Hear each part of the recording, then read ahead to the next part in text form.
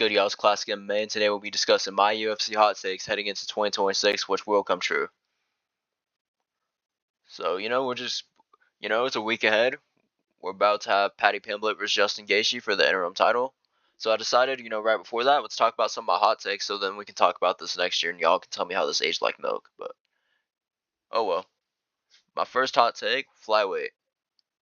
Y'all might not like this one, I'm gonna be honest, as this is a fighter that people do not like at all, but I just think what I'm saying is facts. Manel Kopp is the best flyweight on planet Earth, and he will be champ by the end of the year. He just KO'd Brandon Royval in a round, something neither Pantoja or Van could even get close to doing. Has the most power we maybe have ever seen in this division. Also, he has very good takedown defense and cardio. Made Asu, one of the better wrestlers in the division, look like a bum and stuffed takedowns from Muhammad Mokaev and won a round off him. He beats everyone in the top 15. I'm not joking. Van, let's discuss this matchup. Van gets KO'd in a round. He has terrible striking defense. I love Van, but he just does. He ate 200 significant strikes from Brandon Royval. You will be knocked out 200 times if you get 200 significant strikes landed on you by Manel Kopp. He also got dropped by Edgar Chivers, Kevin Borjas, and was even in trouble against Felipe Bunes. And he also, let's not forget, only like 2 years ago at this point, he got KO'd bad by Charles Johnson. On the side of the Pantoja matchup, harder matchup in my opinion, but still, I'm leaning Kopp. Pantoja coming off a long layoff. I think he gets KO'd in a round 2. We'll start off slow. I think Pantoja will start off slow, He's coming off a long layoff. He's going to be coming off an injury. And I think also his bad defensive tendencies. Pantoja leaves his chin wide open in the air for people to hit it. And I think someone like Manel Kopp with his level of power, I think that Kopp's just going to be able to find a shot before Pantoja can even do anything. It's going to go way different in the first fight, that's all I'm going to say. Now, for his hardest stylistic matchup in the division, I think it has to be Tatsuro Taira, as his BJJ and striking defense is elite. Still, though, I think Kopp gets this done by KO in the first 2 rounds, as he was dropped by Chires and ate over 100 significant strikes from Royval. And anyone else, forget about it, brother. Anyways, Manel Kopp will be champ by the end of this year. That's all I got to tell you. Bantamweight. Now, y'all, hey, bro. If casuals, just close your eyes. You might not like this one. Sean O'Malley loses to everyone in the top 5 except Song Yudong. Hear me out. The champ, Peter Yan, beat O'Malley by 49. He beats O'Malley by 49-46 decision. As he already basically beat O'Malley. I mean, he was robbed. Let's be for real. O'Malley was getting dunked on his head and outstriked. Like, come on. Also, Yan has just gotten so much better since their first fight. Something I want to say is he's put on a lot more muscle, and with all that muscle means that he can probably take down O'Malley and control him a lot in a 5-round fight. And he's also just going to be the better striker, the way better wrestler, and just a better mixed martial artist in general, especially in a 5-round fight. In a 3-round fight, I think O'Malley has a chance to catch him. In a 5-rounder, I don't think he has that chance. So I think Yan would beat him by 49-46 decision. Number 1 ranked Merab Dvalishvili, blah blah blah. I don't know how to say this dude's last name. I still don't. Call me a casual, I don't care. I think he finishes him again by 3rd round submission. 3rd sound. I can't spell. Oh well. 3rd round submission. I just think that Merab kind of owns O'Malley. Like, I think O'Malley's going to get discouraged like he did again and probably find some way to get finished. Merab is improving his BJJ, and if that fight were to happen again in a trilogy, I think O'Malley would get finished. Like, he's just mentally weak in my opinion, and not championship level. Merab is just a nightmare matchup. Now for the number 2 ranked Umar Nurmagomedov, I think he finishes O'Malley by round 2 submission. Umar is just so much better at grappling than O'Malley, and even on the feet, he can outstrike him too with his high-level kicking game. Only way I could see O'Malley winning is a late-round finish, but I just don't think he even gets it there, if I'm being honest. In the number 4, this is the one that people might not like. Corey Sandhagen by a 49-46 or 50-45 decision. Sandhagen is the better technical striker in O'Malley, and has shown the ability to offensively grapple in the Rob Font and Cheeto fights, and I just think he's better everywhere and beats O'Malley comfortably. Whether he takes him down the whole fight, whether he strikes with him, doesn't matter. Sandhagen schools him. That's how it would have went if that fight happened during O'Malley's championship run. Now for our next weight class, featherweight. Another take that y'all might not like. I'll like it though. Gene Silva will beat Volk and be champ by the end of the year. You may think I'm crazy, but just hear me out. Gene Silva is booked to fight Arnold Allen, who he will probably steamroll in a round into, as Allen's coming off a long layoff and injuries. And well, yes, Silva lost to Diego Lopez in that 2nd round. But in that second round, before the fluke spinning elbow, he was killing him on the feet. He was outstriking him like 31-10, which shows he could beat him in a rematch. Another reason is the UFC wants Gene Silva to be champ. He has a personality, he's entertaining, he barks at people like they want him to be champ, and he has Dana White privilege, which means if he beats Allen and he gets one more win, then he could be fighting Volk for the belt. And he's also genuinely just a horrible stylistic matchup for Volk, with his insane KO power and smart game planning and fight IQ, which causes me to believe he would KO Volk in a round or two, as Volk's chin has, seen better days. And he's just, it's sad to say I love Volk, but it's not going the same way. I really think the only person he loses to in this whole division is Mobsar, but I don't think he'll have to fight him to get a title shot, as the UFC just gonna pretend Mobsar doesn't exist. So I think Gene Silva will beat Volk and be champ by the end of the year. Let me know what y'all think. Lightweight. We got another one here. Arman Tsarukyan is the best lightweight on the planet. Hear me out. Arman is 10-2 in the UFC, with his only losses being to Islam on short notice in his debut in a really competitive fight. Gave Islam the work in his debut on short notice. Had a close fight, pretty tough.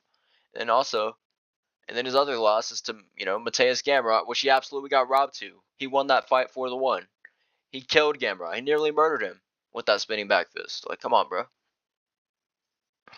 Arman is an insane wrestler with great ground and pound, and he does insane damage. And he's even developing more BJJ. I mean, just look what he showed off with that. The way he set up that submission over Dan Hooker was low-key masterful. Like, that was beautiful, man. And then let's be for real. Y'all are not gonna like this one. You gotta hear me out. Arman beats the current champ, Ilya Topuria, pound for pound number 2. He beats him. And Ilya knows it too. Ilya has shown disinterest in taking this fight, as he knows Arman won't be a guy he can KO in a round and will be able to take him down and control him. And I just don't think Ilya will be able to handle it. When Arman lands ground and pound elbows and cuts his face badly, how's Ilya going to come back to that? He's going to have to fight through true adversity, which I don't think happens. I don't think he's going to be able to do it. I also know Ilya can be taken down and outmuscled, especially at 155, as Bryce Mitchell was able to hold him down at specific points of their fight, and even Charles Oliveira was able to push him around a bit in the clinch. Then the other top 5 guys like Max, Charles, Patty, Gaethje, Imo don't even have a chance against Arman, as his wrestling and improving striking would just be too much. If Arman doesn't continue to ruin his own career by headbutting people and missing weight and eating whole on face, then I really think he could be a dominant champ at lightweight for a long time. Anyways, that's why I think Arman Tsarukyan is the best lightweight on the planet. Now moving on. For our next hot take, welterweight. I like this one a lot. Jack Della Maddalena beats every welterweight not named Islam Makhachev. Now let's run through these matchups. Jack's currently number 1 contender, Shavkat. Now this may be controversial, but I do feel JDM beats Shavkat. Now people may say that because Islam dominated JDM, Shavkat will be able to as well because he's also a wrestler. But that's where you're wrong. Shavkat's not a great wrestler. He went 2 for 10 on takedowns against Ian Gary. And he relies on the clinch for most of his takedowns, which JDM and Craig Jones, yeah, he's defending that, bro. No chance. And I think what would happen in a 5-rounder is JDM would just be able to abuse Shavkat's poor head movement and do enough damage to win a 48-47 decision. And just, put the beats on him. Number 3, Ian Machado Gary. Tougher fight in my opinion, but I still think JDM would win because Gary is not a good enough wrestler to take him down. And I feel JDM would be able to use Ian's, stick and move style against him and pressure him against the cage and just land his combinations and win a clean 49-46 decision over 5 rounds. Michael Morales, scary fight with the power on the feet, as Morales is powerful, big, and dangerous, but JDM has been shown to have a great chin in a lot of his fights, take big shots, also has great defense and orthodox stance. When he's not able to be forced to, switch to southpaw stance because he's being shot takedowns at, his striking defense is actually elite. And I feel in a 5-rounder, Morales could land some shots early, but I just think his terrible tendency to wing shots would allow JDM to land his combinations and overall outbox him to a 49-46 decision. Carlos Perates. In a matchup, y'all might not agree with this, but in my opinion, it's actually quite easy for JDM. Perates, has insane power. He has very low output. Like, literally, look at the stats. Every single fight, his opponent usually lands more significant strikes than Perates. He usually finds the shot, but and I think he becomes more low output when you throw combinations at him. Like Ian Gary is throwing 4 or 5 punch combinations. Weren't doing any damage, but we're just slowing down Perates. And well, when you have the best pure boxer in this division, I see this fight going very bad for Prates. And in a 5-round fight, I see JDM getting a 4th-round TKO.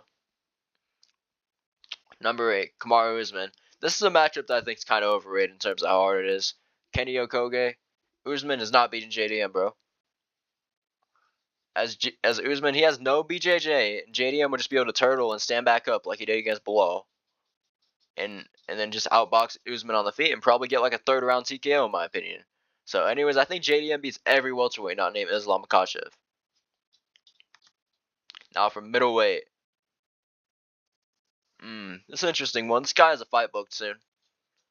Israel Adesanya is not washed and he can still beat a majority of the top 15. So he's not looked bad in his losses as he was winning against Amava before the eye poke. And he looked great in the Dricus fight before being caught. In here's some matchups I think he can win. Sean Strickland. I think in a rematch this is a different fight. As Adesanya had a terrible fight. He had a terrible game plan in the first fight. Like he was literally just trying to get a highlight on Sean Strickland, which with his great defense you're not doing.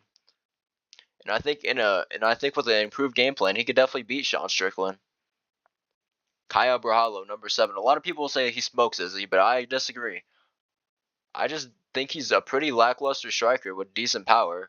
And even in the grappling, while Kaio's BJJ is good, his wrestling isn't. And if Izzy keeps this on the feet, he can easily win. And other guys he can beat in the top 5 include Joe Pyfer, the fight he has booked, I think he beats Joe Pyfer pretty easily, probably going to 50-45 school him. Kind of going to be a boring performance, but I think he's going to school Joe Pyfer. RoboCop. I mean, RoboCop could be a tough fight because of his power, but I feel like he has really bad cardio, and I feel like Izzy could probably abuse that and just, circle around, run away from him, make him wing shots, and eventually just, outwork him to over a 5-round decision. Paulo Costa, this rematch happens. It's not going. Well, Izzy's, worse form than he was when he fought Costa. I still think he'd get it done now. Roman Dolidze, free fight. Don't even talk about it. Dude has no cardio. Jared Cannonier, fight already happened. Jared Cannonier is a worse version of himself. Izzy got that. And then in Robert Whitaker in a trilogy, I think Izzy wins that. Anyways, I think Israel Adesanya is not washed, and he can still beat a majority of the top 15. Now, next up, light heavyweight. This one y'all might agree with. This is less of a hot take, but I think Yuri Prochazka will be champ by the end of the year. I think Alex Pereira is going to vacate and move up to heavyweight. I think Yuri Prochazka is going to fight Carlos Ulberg for a vacant belt in the middle of the year. Ulberg is a tough matchup for him because of his insane counters and KO power, but I just feel that Yuri beats him though, as we've seen him struggle with pressure in the past, as this dude was literally, let's not forget, in his debut, Carlos Ulberg got slimed out cold by Kennedy and Zechiku of all people. And I just feel like we've seen him struggle with pressure in the past. And I think with Yuri's weird style, I don't imagine CKB being able to make a good enough game plan for Ulberg to win this fight. I think Yuri will win by 3rd-round TKO, as I feel the circling around the cage from Ulberg will just drain his cardio, and eventually Yuri will catch him on the cage and put him out cold. And yeah, Yuri Prochazka is going to be champ by the end of the year. Watch out. Now for a heavyweight. This is an interesting one. Y'all might not like this one either, but who cares? Waldo Cortez Acosta is low-key a bad stylistic matchup for Aspinall. He's shown the ability to win on cards and point fight over 3 rounds, and will probably be able to do that over 5 rounds as well. He's also developed blob KO power as of late, coming off the insane back-to-back KOs over Anti-Delija and Shamil Gaziev. And he also has one of the best chins in the UFC. This dude was eating clean shots from Sergey Pavlovich and Ante-Delija and was just emoting at him. And he would probably be able to eat. I bet he could eat Tom Aspinall's KO power. I bet he could eat his shots. And also, I feel like we've never seen Aspinall even go more than 1 round, 2 rounds. I think Aspinall may slow down if the fight goes the distance, and that could give Waldo a good chance at catching him later in the fight and winning, maybe. Also, he got the fight booked against Derek Lewis. He's going to beat him, and he's probably going to get a title shot. Like, he's not that far off. Like, I think they're going to make Pereira versus Gane in the next couple months. And then, Aspinall's going to come back, fight whoever wins that, and then whoever wins that fight will fight Waldo, I imagine. So, I think Waldo Cortez Acosta could low-key beat Tom Aspinall. Like, I might pick him if I thought about it enough. So anyways, y'all, that's my UFC hot takes for today. We'll look back on this in a year. I think all these are going to be true personally. Some of them maybe not, but I believe. Anyways, if y'all liked the video, I wouldn't mind a subscribe, maybe a like. I got my UFC 324 predictions coming out Thursday. We'll go in depth, breaking down the whole card, talking about styles and all that. talking about who I think wins, Paddy Pimblett or Justin Gaethje. So, anyways, Hype Fight Week, UFC's back. I'm gonna be uploading every 2 days until basically December this year when UFC's off. Then I'll be inconsistent. But anyways, I'll catch y'all on Thursday. Peace.